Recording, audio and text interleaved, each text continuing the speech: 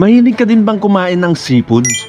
Sa lugar kung saan malapit sa ilog, ito ang Silverios Seafood Restaurant at ito ang aming kwento. Nadalig TV, halika't sumama sa ganda ng Pilipinas. Chinat pala ako ng aking mga kabatchmate para magbanding sa nasabing lugar at para makapunta dito, nag-commute ako from bus to Dagupan City.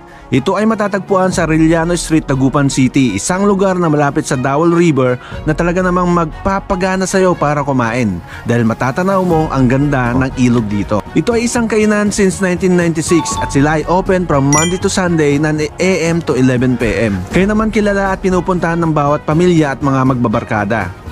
I highly recommend ang Silverios, hindi lang sa mababait ang mga staff dito, ay pang high class pa ang loob nito.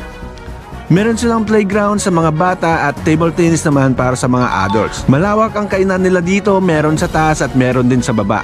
Ito ang tinatawag na riverside, kung saan dama mo ang sariwang hangin habang ikaw ay kumakain.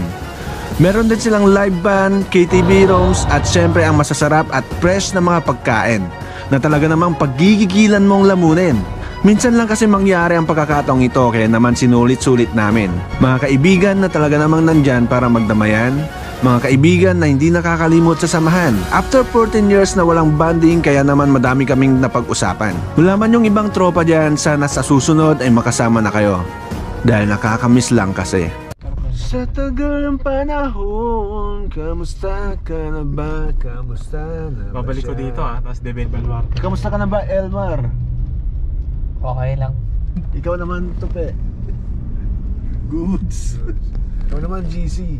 Okay lang, boss. Okay lang, boss. At hanggang dito na lang ang aking kwento. Kung may gusto kang puntahan, puntahan mo. Kung may gusto kang gawin, gawin mo. And be unstoppable.